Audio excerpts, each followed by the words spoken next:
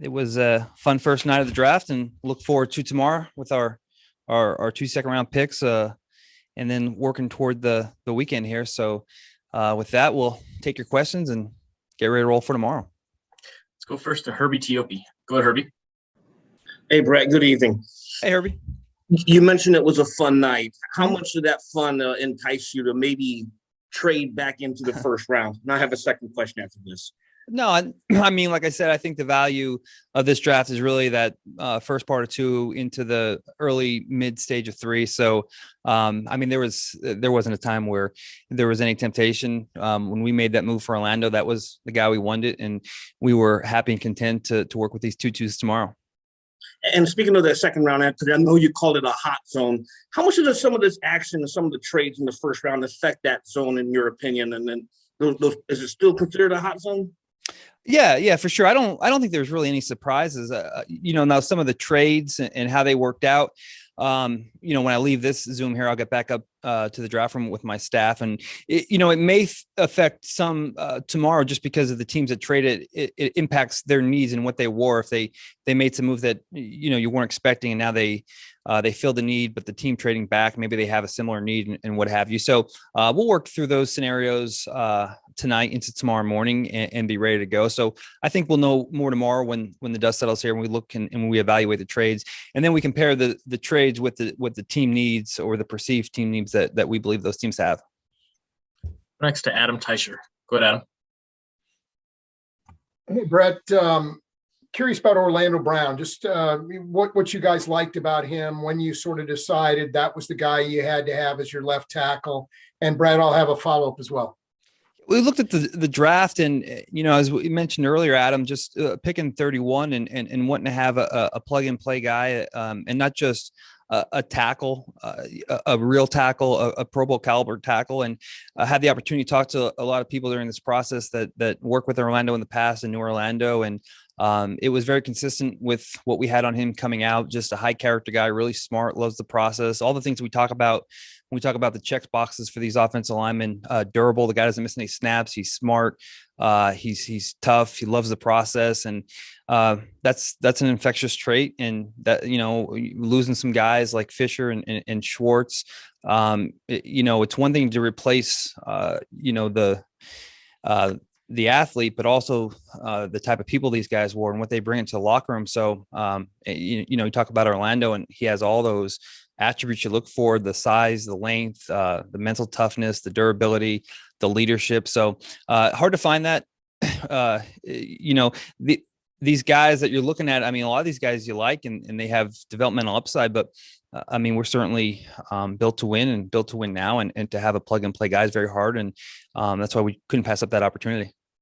Okay. And what is the plan as far as signing him to a long-term contract? Are you going to wait on that? Or are you going to try to get something done maybe this summer before camp gets going? Yeah, we'll see. We have some different things that we're working through, and we had great dialogue with him and his agent before the trade, and if something got worked out, great. But they were also content on playing it out and having us have some time to work through some other stuff, and then get into next off season. And as we all know, the cap situation will probably increase, and there'll be more flexibility, and we can get more creative. So whether that be this year or next year, we have some time. But I think the important thing for us was there was open dialogue, and both parties understood that if it couldn't get done, that we'd go into the season and try to knock it out.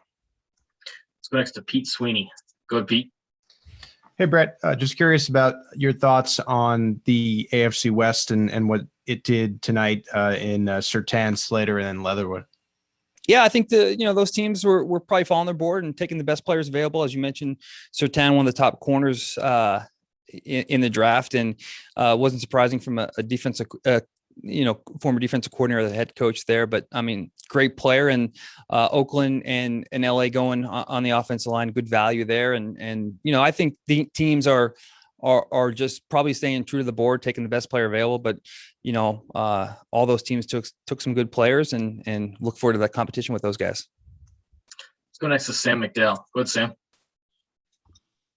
Hey, Brett. Hey, Sam. As you went through your mock drafts over the past couple of weeks and anticipated what might be there at 31, Did the reality today match that, or was there something maybe there, somebody there that you didn't anticipate being there at 31? No, I think it kind of played out. I don't think there's any real surprises. I think when you get to the last 4 or 5 picks, those are always guys that some teams have in 1, some teams have in 2, some teams have in mid 2. So I think you look at the draft. I mean, the first, I want to say, I'm looking at here. I mean, the first 18 to 24 picks, that these were guys that if we didn't have in 1, we had early 2, and then I would say pretty much even toward the end there, these guys. I mean, obviously Turner, Stokes, Rousseau.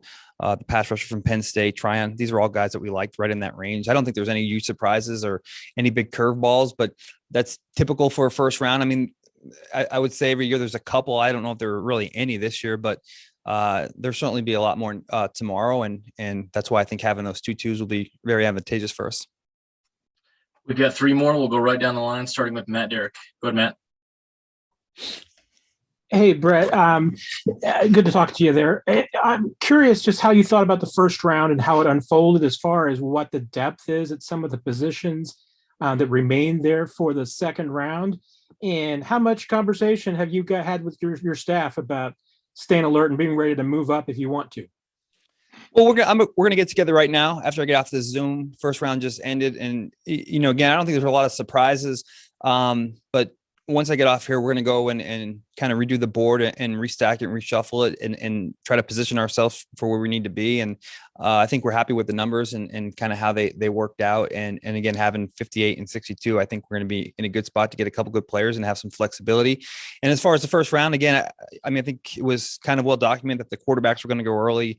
There was obviously 3 really good wideouts and they went early. And then it's kind of just picking at some of those positions we talked about during this process, the O-line, the D-line or DN position, and the cornerback position. There was a run at corners in the early part, and then toward the end there was a couple corners go off the board. So I think it kind of played out. I mean, not exactly. I don't think it ever plays out exactly like you think, but I just think in general, from a 1,000-foot view, I think the players went maybe not in the order that you thought, but I think they all went kind of in those zones you thought they were going to go. But again, I think the value here is really the second round into the mid third. And again, excited about having those 2-2s. Let's go next to Sarin Petro. Go ahead, Sarin.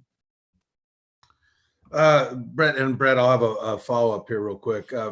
First of all, big story as this draft was getting going in the afternoon was Aaron Rodgers wanting out. And then there's a report out that the deal's almost done. I talked to some people that news was coming from Aaron Rodgers. That's how I was getting to the guy who reported, Mark Schlereth. I think it's well known. I'm just curious, how much does that was a big buzz for football fans. How much does that penetrate your room? Well, it does, just because it was kind of all over social media. And I think right when I sat down, some of my guys in the room were saying, hey, I mean, there's some rumblings of Rodgers going to Denver, but we're hearing all this stuff in real time, just like you guys are. Certainly, we're not going to have any inside information when the trade pertains to a rival team like Denver. So, I mean, you hear about it, you talk about it, but it seemed like a lot on the day of the draft, and that's a lot of juggling parts there for picks and players and contracts and how they fit into the cap on the day of. So, I mean, look, sometimes you don't know what's real and what's not, but I mean, usually when it picks up traction by a ton of people that are kind of in the know, you certainly look into it and look at that kind of stuff. But at the end of the day, it's not going to affect what we do. I mean, that, we have a game plan. We obviously are, we're excited about our team, where we are, our talent, and how we can improve. So listen to it and pay attention, but more so as a sports fan, and it's just it's good social media reads and stuff like that. But no, yeah, I mean, they're in our division, so you pay a little bit more attention to that. But again, I mean, we're focused on controlling what we can control and worrying about ourselves and how we can get better. And then you talked about a couple of the runs that were going on, at different spots. How easy, you've still got to sit for a little bit tomorrow before you get in there. So how accurate can you be on knowing where things are going to go? I mean, I know in some ways it doesn't matter, right? You'll know who's available when you get there, but as far as like maneuvering around or maybe moving down, how accurate when you get together in this meeting after this Zoom do you guys usually get in projecting what's going to be there when he gets to you? Yeah, so we'll have we'll have a chance to get up there and then stack the numbers. And, we have some formulas of how many numbers you need. And I think our first pick is pick 26 in round 2. So how many numbers we need in round 2 to, feel 80% confident, 90% confident and what have you. But I think the benefit for us is addressing that left tackle need, that we can go in any different direction. I mean, we can go O-line, we can go D-line, we can go corner, we can go safety, linebacker. So I think that's the benefit of where we are and having those 2-2s, that we're not pigeonholed into saying, man, we need a left tackle. We got to get this taken care of. Once we address that need and we were able to acquire another second round pick, it really opened the entire board for us and allowed for maximum flexibility. We'll go last to Nate Taylor. Go ahead, Nate. Hey, Brett, thanks again for doing this. Just Sure. to speak off what Matt was saying and kind of leading into Sarin's question too, how much on the initial look does this remind you of what you guys were trying to do in 2019? Obviously, you got McCole Hardman, you got Juan Thornhill. Is that the hope and the goal tomorrow, depending upon how you look at the board now versus what will ultimately happen tomorrow night? Well, I mean, I don't know.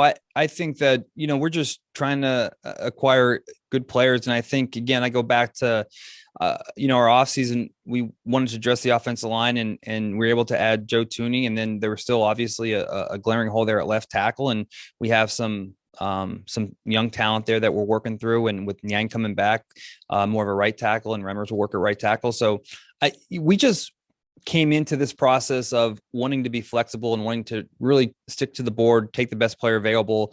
And once we're able to acquire Orlando, we felt like we made that possible. And as far as, what we're trying to accomplish now, we're just trying to add good players. And again, I think the benefit for us is we can go in literally any direction. Again, other than quarterback, I think anything's on the table for tomorrow.